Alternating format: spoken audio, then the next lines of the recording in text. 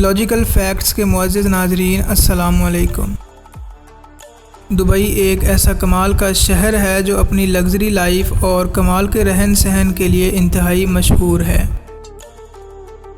हर मुल्क या शहर के अपने अपने कवानीन होते हैं और अगर किसी भी मुल्क या शहर के कवानीन को वहाँ पर रहने वाले लोग तोड़ते हैं तो उन्हें काफ़ी बड़ी सज़ा का सामना करना पड़ता है। अगर आप भी दुबई विज़िट करने की सोच रहे हैं तो आज की इस वीडियो में मैं आपको दुबई के कवानीन बताने जा रहा हूं, जिनको जानकर आप काफ़ी ज़्यादा हैरान होंगे। दोस्तों, अगर आप दुबई घूमने जा रहे हैं तो पहले ही आपको बता दूं कि वहां पर आप कोई भी ऐसी चीज़ नहीं ले जा सकते जो दीन इस्लाम के कवानीन के ख़िलाफ़ हो, जैसे कि कोई अडल्ट चीज़ या नशा। अगर आप दुबई में किसी भी दूसरे मज़हब की तबलीग करते हुए पकड़े जाते हैं तो आपको बहुत बड़ी सज़ा दी जाएगी और इसके लिए आपको जेल भी जाना पड़ सकता है, क्योंकि दुबई में किसी भी दूसरे मज़हब की तबलीग करना जुर्म समझा जाता है। फ़ोटो लेना तो आपको काफ़ी ज़्यादा पसंद होगा और किसी भी अच्छी जगह जहां आप घूमने जाते होंगे वहां की काफ़ी अच्छी खासी फ़ोटो आप ज़रूर लिया करते होंगे, लेकिन दुबई के कानून के मुताबिक आप किसी की इजाज़त के बगैर उसकी फ़ोटो नहीं ले सकते और ख़ास तौर पर अगर आप किसी अजनबी लड़की की फ़ोटो लें तो आपको जेल भी जाना पड़ सकता है। दोस्तों, इसके अलावा दुबई में किसी भी सरकारी अफिसर की फ़ोटो लेना भी गैर कानूनी है और इस काम के लिए भी आपको जेल जाना पड़ सकता है। दुबई में इस्लाम मज़हब के बारे में कुछ गलत बोलने पर सीधा आपको सज़ाए मौत दी जा सकती है। दोस्तों, इंडिया में हमने अक्सर देखा है कि लड़कियां किसी भी लड़के से पर्सनल दुश्मनी निकालने के लिए फ़र्ज़ी रेप केस डाल देती हैं और इसके बाद जब पता चलता है कि उस लड़के का कोई कसूर नहीं था तब भी उस लड़की को सज़ा नहीं दी जाती और लड़के की ज़्यादा बदनामी हो जाती है। लेकिन दोस्तों, अगर ऐसा कुछ दुबई में होता है तो वहाँ लड़की को बहुत बड़ी सज़ा दी जाती है। दुबई में अगर कोई भी लड़की किसी लड़के पर फ़र्ज़ी रेप केस डालती है तो उस लड़की को 1 से 3 साल की जेल भी हो सकती है। दोस्तों, दुबई का कानून बहुत ही सख्त है और इसी कानून की वजह से यहाँ पर क्राइम रेट बहुत ही कम है। कानून के मुताबिक दुबई की कोई भी लड़की ट्रांसपेरेंट कपड़े नहीं पहन सकती और वहाँ पर कोई भी लड़की ऐसे कपड़े नहीं पहन सकती जिनमें से उसकी बॉडी का कोई हिस्सा दिखाई दे। इसके अलावा पब्लिक प्लेसेस पर लड़की और लड़के का हाथ पकड़कर चलना भी कानूनन जुर्म है।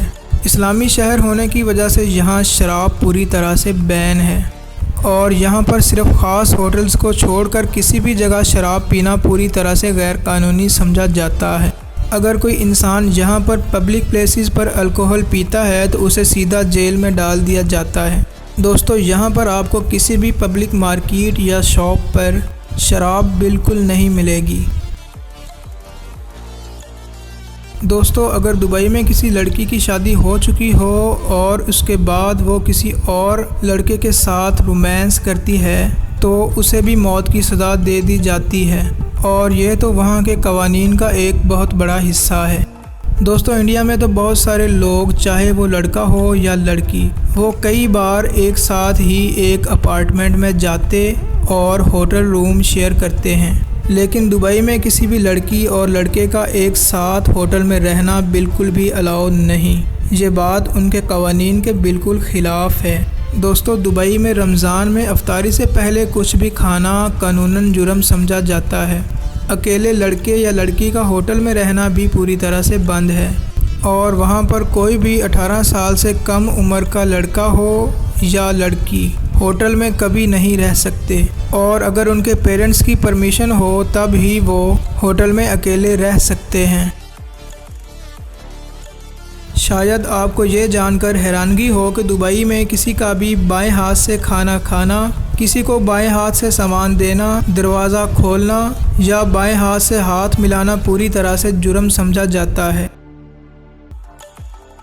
दोस्तों, दुबई एक ऐसा शहर है जहां किसी तरह का एड्रेस या पोस्टल कोड सिस्टम मौजूद नहीं है, इसलिए आपको अगर दुबई में किसी जगह पर जाना है तो आपको उसके आसपास की किसी मशहूर जगह का नाम याद होना चाहिए।